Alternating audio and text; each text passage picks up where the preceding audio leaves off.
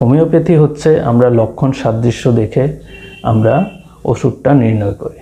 একই মেডিসিন সবার ক্ষেত্রে কার্যকর নাও হতে পারে, তবে কিছু ক্লিনিক্যালি দেখা গেছে কিছু কিছু মেডিসিন খুব বেশি ভালো কাজ করে, যেমন থুজা, তারপর কোনিয়াম ম্যাকুলেটাম, সাবাল সারুলাটা, চিমাফাইলা, ব্যারাইটাকার, এগুলো খুব ফ্রিকোয়েন্টলি বিপিএইচ কেসে দেওয়া হয়, তবে পার্সন টু পার্সন ভ্যারি করে।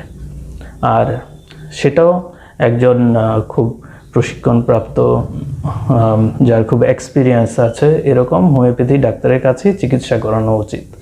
তাহলে আর দেখা গেছে যদি খুব নিয়মিতভাবে সঠিক ওষুধ দেওয়া হয় তাহলে এই যে প্রোস্টেটের বৃদ্ধির হারটাকে অনেকটাই আটকানো যায় এবং প্রোস্টেটের সাইজটাও অনেকটা রিডিউস করা যায়। আর এরকম অনেক রিসার্চের মাধ্যমে অলরেডি প্রমাণিত সেগুলো। হোমিওপ্যাথি হচ্ছে আমরা লক্ষণ সাদৃশ্য দেখে আমরা ওষুধটা নির্ণয় করি।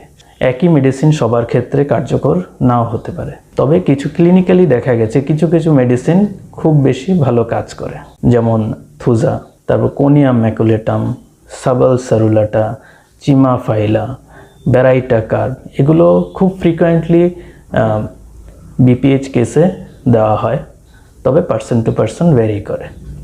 আর সেটাও একজন খুব প্রশিক্ষণপ্রাপ্ত, যার খুব এক্সপিরিয়েন্স আছে এরকম হোমিওপ্যাথি ডাক্তারের কাছে চিকিৎসা করানো উচিত।